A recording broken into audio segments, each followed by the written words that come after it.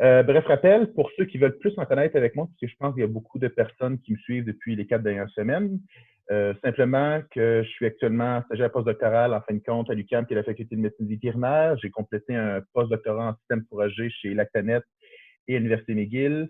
Et avant ça, j'ai fait un doctorat de maîtrise en nutrition animale. Pour les nouveaux participants de cette semaine, l'objectif de ces petits webinaires-là, c'est que j'essaie de faire chaque semaine, c'est de répondre à des questions qui est demandée par les conseillers, à la fois les agronomes sur le terrain et peut-être les producteurs. Puis pour arriver à faire ce type de, comment je pourrais dire, de présentation-là et d'événements semaine après semaine, j'ai besoin de votre aide pour connaître c'est quoi le sujet qui vous intéresse le plus et s'assurer qu'il y ait des participants à ce type de rencontre. Pour y arriver, j'ai besoin, que vous me fournissiez soit des commentaires via ma page Facebook ou m'aider à choisir les prochains sujets qui auront lieu lors de ce type de présentation. Alors, pour la prochaine semaine, je vous invite à aller voter tout de suite ou après la présentation sur ma page Facebook sur un des 4 sujets suivants. Est-ce que les fongicides sont utiles pour ma production de luzerne? Comment réussir un bon empilage de balles rondes? Comment produire un fourrage faible en DACA?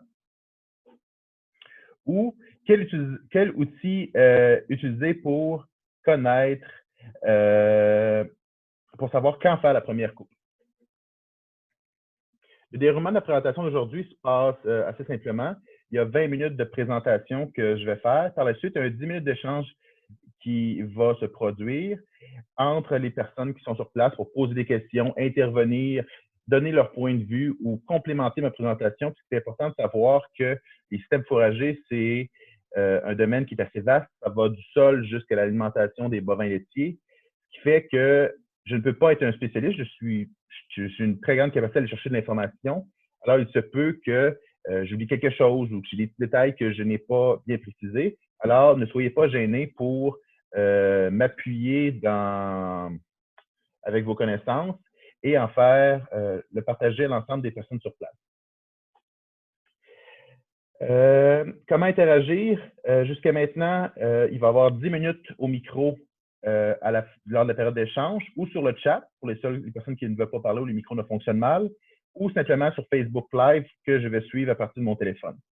Pour l'instant, j'ai bloqué les micros de personne. Personne ne peut ouvrir les micros. Je vais les ouvrir simplement lors de la période d'échange. Alors, le sujet d'aujourd'hui, qui est très différent des 3 dernières semaines qu'on approchait plus au champ, le sujet de cette semaine, c'est quelle est la performance des bovins laitiers lors de la consommation de différentes légumineuses. J'ai choisi les bovins laitiers dans le cadre de cette présentation, mais c'est le même, les conclusions vont pouvoir s'appliquer à la fois aux caprins, aux bovins de boucherie ou aux ovins pour la suite des choses, puisque c'est les mêmes caractéristiques qui définissent ces fameuses légumineuses. Lorsqu'on parle de légumineuses en tant que telles, on parle pas simplement de la luzerne, on inclut le trèfle rouge, le trèfle blanc à l'intérieur ou l'adino et le laitier. Pour ceux d'entre vous, juste un petit rappel pour exprimer les différents bénéfices en tant que tels puis avantages des légumineuses vis-à-vis des graminées, parce que c'est 2 catégories de plantes qu'on essaie d'implanter dans nos prairies et d'alimenter en tant que tels nos animaux. 1, les légumineuses sont plus riches en protéines, c'est quelque chose qui est bien connu. 2, les légumineuses, en général, ont une plus faible concentration d'NDF. Par contre, malgré qu'elles ont une plus faible concentration d'NDF, les légumineuses ont une plus grande NDF ingestible par rapport aux graminées. La raison est simple, c'est que malgré que la raison est simple, c'est que la façon que la lignine est disposée en fin de compte de la plante versus une légumineuse versus une graminée est complètement différente. La lignine se retrouve dans l'ensemble de la plante lorsqu'on parle d'une graminée, tandis que les légumineuses se retrouvent simplement dans la tige où est-ce que les feuilles en tant que telles de la légumineuse, de la luzerne, trèfle rouge, contiennent peu de lignine. Et c'est cette fameuse lignine, certaine digestibilité de la fibre, qui a des effets bénéfiques des fois sur la production des animaux. Une dégradation ruminale plus importante, vous pouvez vous dire, oui, la NDF est plus ingestible, mais comment se fait que la dégradation ruminale est plus importante? Simplement que le fait que les feuilles d'une légumineuse contiennent peu de lignine, ils ont une très grande dégradabilité qui accélère le passage de rumen aux autres portions en fait, qui ont du système digestif de l'animal. Par contre, plus grand risque de ballonnement, ça s'applique surtout en fait compte lors du pâturage. Il y a des risques de ballonnement, c'est des animaux au pâturage lorsque ceux-ci on leur fournit une très grande quantité en tant que telle de légumineuses de façon, je pourrais dire, rapide, sans adaptation, et surtout lorsque les animaux sont affamés. Si les animaux restent au pâturage, ça fait plusieurs heures qui attendent de recevoir des nouveaux pâturages et les animaux sont envoyés directement dans une prairie riche en trèfle rouge, riche en lucerne, riche en trèfle blanc. On peut se retrouver avec des problèmes de ballonnement. Un meilleur bilan azoté a été démontré en tant que tel, tout dépendant à la fois entre les légumineuses et les graminées. Et entre les légumineuses, il y a une meilleure efficience de l'utilisation de l'azote chez les légumineuses et une réduction des émissions de méthane lorsqu'il y a une plus grande concentration de légumineuses qui est ingérée par l'animal. Autre chose qui est important de savoir, pour certaines de ces légumineuses-là, maintenant on va parler du trèfle rouge, le trèfle rouge possède une molécule qui s'appelle la polyphénol oxydase. Cette molécule, à la suite de certaines réactions chimiques, lorsque la plante est coupée et entreposée, a pour effet, en fin de compte, de s'attacher aux protéines de la plante et ainsi réduire la protéolyse de l'ensilage, lors de la fermentation de l'ensilage et dans le rumen. Et lorsqu'on parle de protéolyse, c'est le fait de transformer des protéines brutes, des protéines réelles, en produits comme l'ammoniac ou produits de l'ammoniac. Et cette même polyphénol oxydase-là, à cause de sa capacité à s'attacher aux protéines de la luzerne, du trèfle rouge, excusez-moi, a pour capacité aussi d'encapsuler les acides gras polyinsaturés à l'intérieur en tant que tel de la plante et du tissu pour permettre de protéger les acides gras polyinsaturés de la biodégradation ruminale. Aussi, une autre importante molécule qui se retrouve uniquement dans le laitier, aussi dans le sainfoin, qu'on ne retrouve pas ici au Québec, c'est les tanins condensés. Il existe deux catégories de tanins. Il y a des tanins qu'on retrouve surtout dans les espèces de buissons, qui existent des légumineuses de type buisson, qui sont une sorte, et les tanins condensés qu'on retrouve dans le laitier. Un des avantages de cette molécule-là en tant que telle pour le laitier, c'est qu'elle inhibe la croissance bactérienne à l'intérieur du rumen et réduit la protéolyse, qui a pour effet de fournir une protéine de meilleure qualité à l'animal et va avoir des effets sur la productivité. On va voir certains résultats par rapport à ça dans les prochaines diapositives. Aussi, le laitier, à cause de ses tanins, a pour effet d'empêcher en fin de compte le ballonnement et réduire le ballonnement chez les animaux qui le consomment. Et aussi, ces mêmes tanins ont des propriétés antiparasitaires pour les producteurs qui produisent un élevage biologique. Maintenant qu'on a vu un bref résumé des différentes caractéristiques en tant que telles générales et un peu plus spécifiques des légumineuses, je vais vous présenter certains résultats de projets de recherche et de méta-analyse comparant différentes légumineuses. Ici, en tant que tel, la première chose qu'on va regarder ici, c'est les valeurs nutritionnelles de différentes espèces de légumineuses, soit le laitier, le luzerne, le trèfle blanc et le trèfle rouge. Les valeurs qui suivent en tant que telles proviennent d'essais culturels de l'Université du Vermont en 2018 pour plusieurs hybrides de différentes légumineuses. Ici, on retrouve toujours à la gauche du graphique la proportion des nutriments. Ici, on va retrouver les protéines brutes. Et au niveau de l'axe horizontal, on retrouve les différentes espèces. En bleu, nous avons trouvé les valeurs nutritionnelles pour la première, rouge, première coupe, rouge, deuxième coupe, vert, troisième coupe. Comme vous pouvez le constater, lorsqu'on regarde le tableau qui suit, la quantité de protéines brutes dans une première coupe de luzerne de trèfle blanc sont similaires. Et la quantité en tant que telle de protéines brutes a pour effet d'augmenter à la deuxième coupe à la fois pour l'ensemble des, comment je pourrais dire, des différentes légumineuses. Et à la troisième coupe, il y a aussi une augmentation à l'exception du trèfle rouge.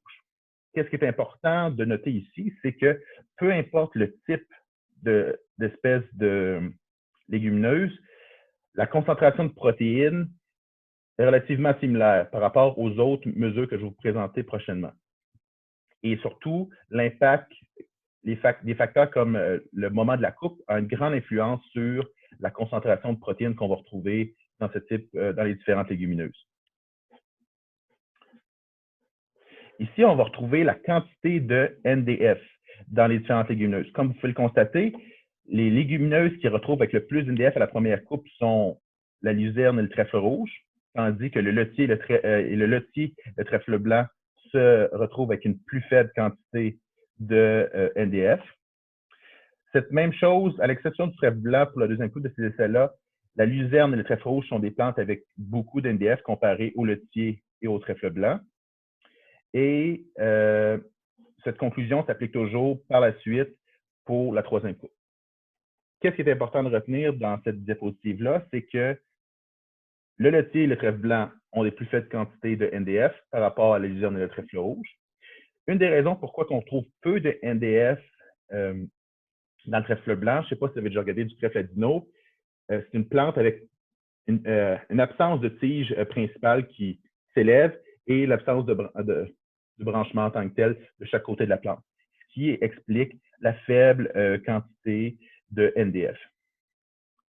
Une chose qui est importante de regarder lorsqu'on parle de NDF, ce n'est pas simplement savoir s'il y a de la NDF ou non, mais c'est la digestibilité de la NDF. Dans ce graphique-ci, on retrouve la digestibilité in vitro 48 heures en tant que telle de la NDF, toujours pour les différentes catégories. Comme vous pouvez le constater, le trèfle blanc démontre une très forte digestibilité par rapport à ses confrères, soit le laitier, la luzerne ou le trèfle rouge, qui est similaire, peu importe la récolte. Et tout ça, en fin de compte, vient du fait qu'il y a peu de lignification dans le trèfle blanc lors de dans le cadre de ce qui concerne le trèfle blanc. Ici, on retrouve un graphique, je m'excuse pour les portions en anglais, je vais essayer de vous le traduire. Ici, on retrouve, à gauche de l'axe, on retrouve les rendements. À droite, on retrouve la proportion de NDF. En gris foncé, on trouve la valeur des rendements et en les traits qui sont obliques, c'est la concentration d'NDF. Qu'est-ce qui est important de noter ici, on retrouve encore, ça provient encore des essais de 2018, c'est la relation entre le rendement et la quantité d'NDF. Vous pouvez constater que le laitier, le trèfle rouge et la luzerne ont démontré des rendements similaires au cours en fin de compte, de la récolte. Par contre, si vous regardez à rendement similaire, la teneur en NDF du trèfle rouge est beaucoup supérieure par rapport à la luzerne et la teneur en NDF du laitier pour un rendement équivalent est beaucoup inférieure et de loin inférieure par rapport au trèfle rouge ou encore à la luzerne. C'est simplement pour dire avec ce graphique-là que le laitier présente à la fois des bénéfices au niveau du rendement et du contenu en NDF qui est inférieur. Et là, vous vous demandez, ça va être quoi l'impact à la fois des tanins, des polyphénols oxydases, de la plus grande digestibilité de la NDF sur les performances en tant que telles des animaux? Les prochaines diapositives, qu'est-ce qu'on va discuter, qu'est-ce qu'on va présenter? C'est provient d'une méta-analyse qui a été faite sur plusieurs articles en 2018 où ils ont tenté d'intégrer différentes recherches qui utilisaient des ensilages de légumineuses dans des expériences des bovins laitiers. La première diapositive, ça va toujours comme suit. On compare des graminées, du trèfle blanc, de la luzerne et du laitier dans ces différentes méta-analyses. Comme vous pouvez le constater ici, le laitier, la luzerne et le trèfle rouge et le trèfle blanc ont une consommation volontaire d'aliments supérieure par rapport aux graminées. Comme je l'ai expliqué en début de présentation, le fait que le taux de passage des légumineuses soit plus rapide dans le rumen que pour les graminées a pour effet de réduire l'encombrement et stimuler la prise alimentaire par l'animal. Lorsqu'on regarde la production de lait par jour des différentes légumineuses, on peut remarquer que le laitier produit majoritairement plus de lait lors de cette méta-analyse que la luzerne et le trèfle rouge, mais est similaire au trèfle blanc. Vous allez me dire, c'est rare qu'on peut récolter du trèfle blanc ici au Québec. Je suis d'accord avec vous. Et les raisons sont les suivantes. Dans le cas du trèfle blanc, c'est à cause d'une meilleure digestibilité, une plus forte digestibilité de la fibre. Tandis que dans le laitier, oui, il y a la plus grande digestibilité, la plus faible concentration de NDF par rapport à la luzerne et au trèfle rouge, mais aussi les tanins qui ont pour effet de réduire la protéolyse ruminale des protéines et ainsi fournir une protéine de meilleure qualité, plus de protéines non dégradables dans le rumen de l'animal.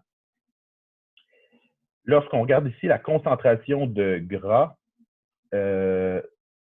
pour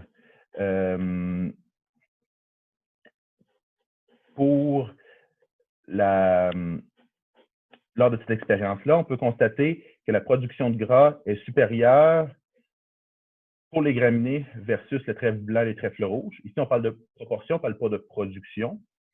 Et la luzerne et le laitier ont une concentration de gras dans le lait similaire aux graminées. Lorsqu'on regarde l'aspect protéines, concentration de protéines dans le lait, c'est des conclusions similaires. La luzerne, le laitier et les graminées, le trèfle blanc, ont une concentration de protéines plus élevée. Une des raisons pourquoi on peut voir que le trèfle rouge a des plus faibles, les vaches consommant du trèfle rouge ont une plus faible concentration de protéines, vient justement de la polyphénol oxydase qui a pour effet de réduire la dégradabilité de la protéine dans le rumen et souvent peut-être de rendre indisponible cette fameuse protéine. Et c'est une des possibilités qui peut expliquer pourquoi les vaches consommant du trèfle rouge produisent moins, sont capables, la concentration de protéines est inférieure.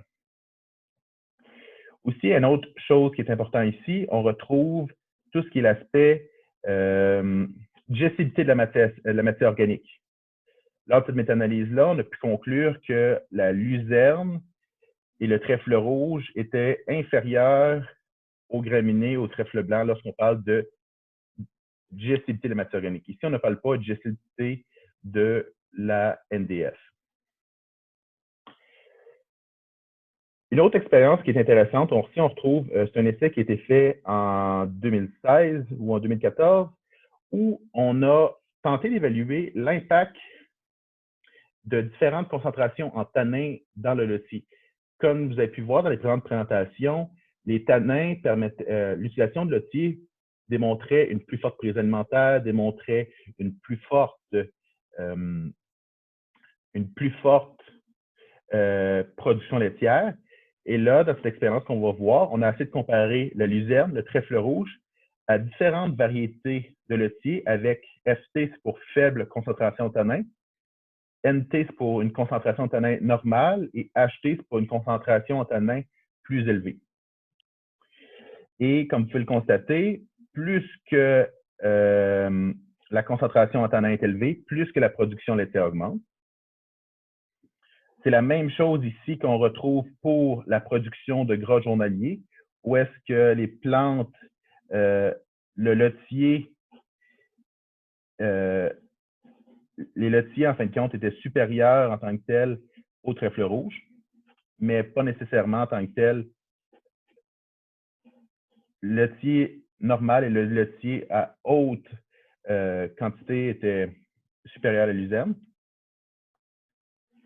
Ici, on retrouve en fin de compte le bilan azoté. Dans le début de présentation, j'ai expliqué qu'il y avait des meilleurs bilans azotés pour les légumineuses, puis à la fois à l'intérieur de certaines légumineuses. Vous pouvez constater que plus comment je pourrais dire, le lotier contient le tanin, meilleure est l'efficience. Ici, l'unité qu'on retrouve ici, c'est la quantité d'azote qui se retrouve dans le lait par rapport à la quantité ingérée par l'animal. On va finir bientôt. Simplement quelques points à retenir par rapport aux légumineuses. Bénéfice général, il y a un bénéfice général des légumineuses par rapport au graminé lorsqu'il est consommé par l'animal. Le laitier, présentement, c'est une plante mal aimée pour peut-être des raisons historiques qui ne sont plus le cas présentement, soit l'implantation ou les rendements. Mais c'est des choses qui étaient à évaluer avec les nouvelles variétés qui ont sorti récemment, surtout une variété qui a été développée par Agriculture Canada dans les dernières années. Et aussi, c'est important en tant que tel ici, comme vous avez pu le constater, les 3 premières présentations que j'ai faites dans ce cadre de ce webinaire-là parlaient surtout de choses au champ. Ici, c'est une chose à l'étable.